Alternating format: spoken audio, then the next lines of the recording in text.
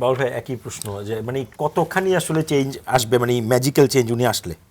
হয়েছে কি, বাংলাদেশের রাজনীতিতে বা যদি আসে সেটা কেন আসবে যেটা এতদিন আসছে না?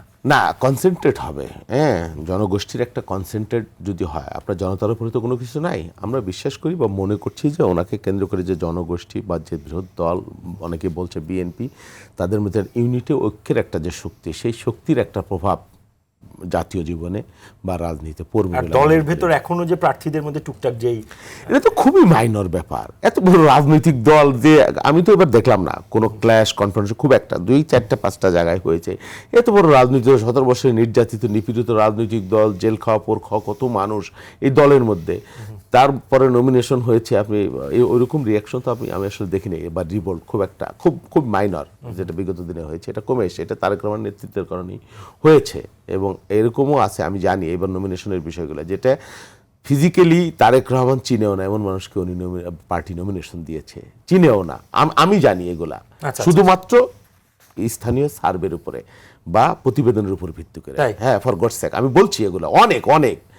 সেই জন্য এটা নিয়ে প্রোপাগান্ডা করবার কোনো সুযোগ নাই। এবং এবারকার নমিনেশনগুলো পারফেক্ট নমিনেশন হয়েছে। দুই একটা ব্যর্থ হতে পারে বা ভিন্ন ভিন্ন কারণ থাকতে পারে, কিন্তু নমিনেশনগুলো যে হয়েছে, উনি ফিজিক্যালি চিনেন না এমন মানুষ নমিনেশন পেয়েছে। হ্যাঁ, একদম একদম, কারণ লোকাল বাস্তবতা অনেক পেয়েছে, শুধু একজন না। আরেকটা প্রশ্ন একটু কুইক করে রাখি, সেটা হচ্ছে উনি বেশ কিছুদিন আগে ওনার ফেসবুক পোস্টে ওনার দেশে না আসার কারণের ক্ষেত্রে একটা পোস্ট দিয়েছিল যে ওনার একক নিয়ন্ত্রণাধীন না। এই কিছুদিনের মধ্যে এই কারণগুলো প্রপারলি অ্যাড্রেস করা হয়েছে এরকম কিছু, যে ওনার তাহলে 25 তারিখ যেই না কতটুকু হয়েছে বা কি হয়েছে বিষয় তো, ওনার যে শঙ্কার জায়গাটা ছিল উনি যে সেটাকে স্টেটমেন্ট ক্লিয়ার দিয়েছেন, হয়েছে। হ্যাঁ উনি যে আসছেন, ওনার তো আসার মধ্যে ঝুঁকি আছে, নিশ্চিত থাকেন। আমরা যে কাজ করি আমাদের নির্বাচনী এলাকায়, এক বিরাট ঝুঁকির মধ্যে নিয়ে কাজ করি প্রতিনিয়ত। এই যে যত আলোচনা হলো, সেটা আপনারা কিভাবে ডিল করবেন? না, ডিল কিভাবে করব, সবসময় রাজনীতিবিদকে তো ঝুঁকি নিতেই হবে। হ্যাঁ, রাজনীতিবিদের জীবন তো কুসুমাস্তীর্ণ না।